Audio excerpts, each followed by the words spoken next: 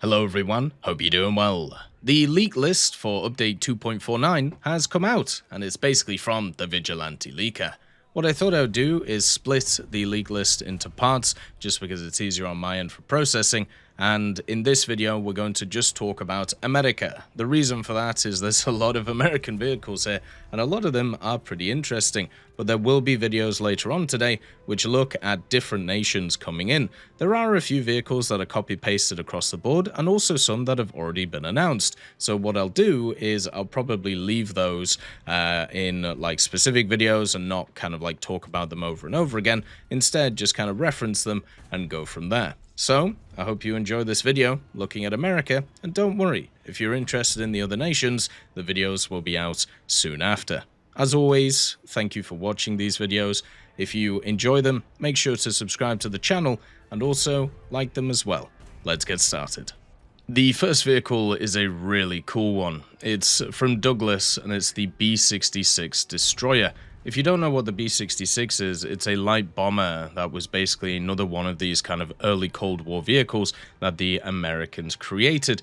It's pretty much just a vehicle with some massive engines attached to it with a huge bomb load that was introduced into service in the 1950s. There was a bunch of different kind of variations of it, but it looks like we're getting the B variant. This vehicle was added to be able to replace the A26, if you can believe it, showing the massive expansion of technology from it. So this vehicle came in many different variants, including reconnaissance ones, and also ones that were designed for very specific roles. The 66B, the big upgrade over the standard version, is the engines, and this was kind of the major produced one. They made over 100 of them, which is pretty crazy, and basically used the Allison J71A11 turbojet engines. This meant that this vehicle could go just over 1,000 kilometers an hour, and its general cruise speed was around 850 kilometers an hour. It did have access to two 20mm M24s. These were in a tail turret, so it will be able to defend itself, but it doesn't have any offensive weaponry in the front, so you are relying on your bombs. This thing could carry up to 15,000 pounds, so this will be very similar to stuff like the Canberra, and also stuff like the T58, which of course recently just got nerfed. But the fact is, this is a really cool vehicle. It's another one of those American vehicles which I really like during the Cold War, and it's another step towards those large, massive bombers that everybody wants, especially when it comes to America. So this one's awesome. It'll probably not be very fun to play in the game, because obviously the changes to spawns in terms of jets, but who knows, maybe it'll find its niche in something like ground. The next vehicle is the FVP-1. This is the Expeditionary Fighting Vehicle, which is something that we've talked about before. Basically, it was the modern amphibious vehicle that was designed for the Marines to be able to do amphibious assaults. Unfortunately, the program didn't really go anywhere. They spent a lot of money on it and ended up just kind of scrapping the whole thing. But the cool thing about this vehicle is it would be rapid, it would have access to a 30mm Bushmaster, and also it would just be crazy quick with a ridiculous power-to-weight ratio of about 34 horsepower per ton. The idea of this vehicle was it would be fast on land and also in the sea, so it could keep up with stuff like Abrams's in an advance, but also it could get to the shore as quick as possible. So as kind of like a expeditionary fighting vehicle, it could carry a lot of troops, basically 17 fully equipped Marines, and also it had the 3 crew on top of it. So when it comes to War Thunder, that means it'll have a lot of empty space in it, and also it'll have some pretty cool different things, such as it should have access to an LWS, which would be really nice, and at the same time it should have access to a bunch of other cool mechanics of the modern day. Kind of sucks that this vehicle never really went anywhere, because at least it looks really, really cool. It was designed to replace the AAV-7A1, but it just never did, because it was just too pricey, and also they realized they didn't really need it. But yeah, look forward to this as an event. Gaijin already talked about the fact that there was going to be a ground event with an amphibious American vehicle.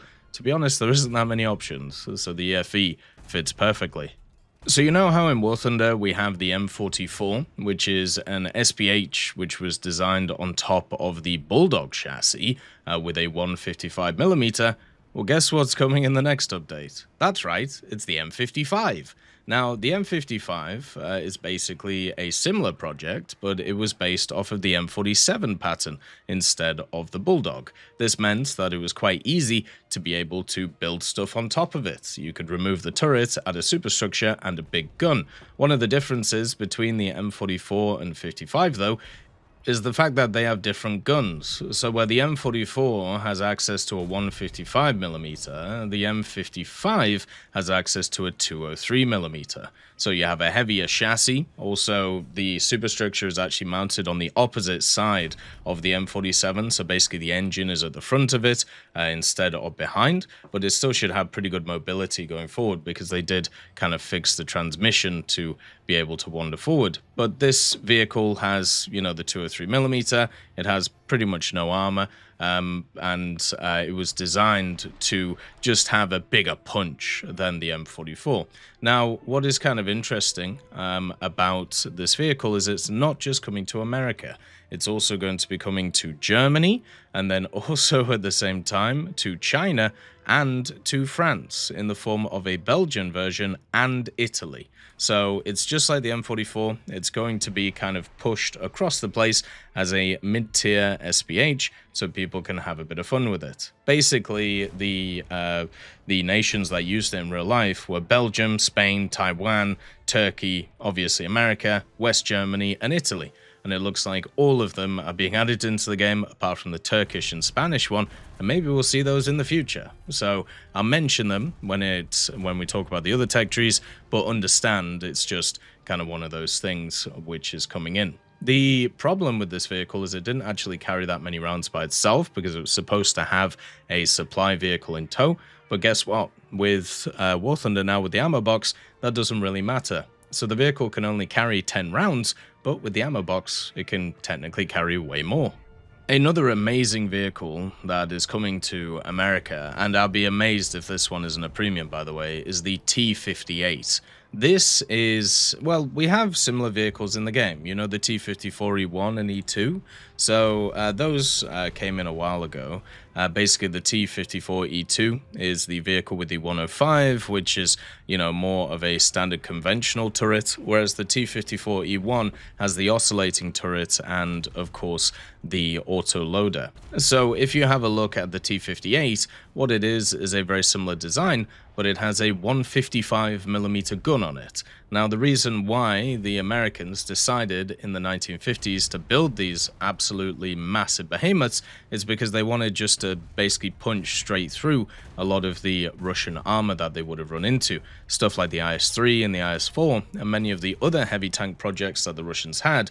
America wanted an answer, and that answer was, of course, the big old gun on stuff like the T58. This 155mm would have just gone straight through pretty much everything, which is insane. This hull, or the hull of the vehicle, is basically a prototype version of what you'd find on the M103. It's the same one which was on the T43 120mm gun tank.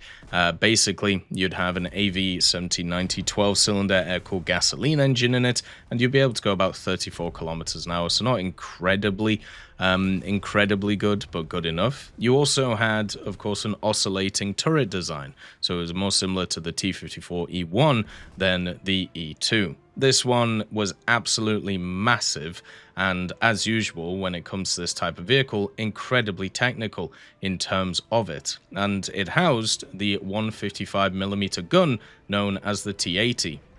This gun could fire heat, which is very interesting. And the other problem with it was it didn't really have exactly great kind of characteristics because of the size of it. And because of the size of the shell, you basically had an auto-loading mechanism which was attached to it.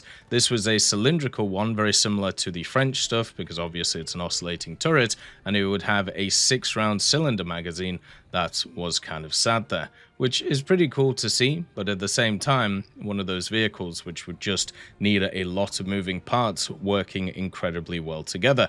Unfortunately, once this thing actually finally came to be, is probably the best way of putting it, what ended up happening is the military decided they just didn't need it, and all of the other kind of T57 projects and many others, they decided to kind of blow away. So even though this vehicle is very chunky and very interesting, at the end of the day, it didn't really do anything.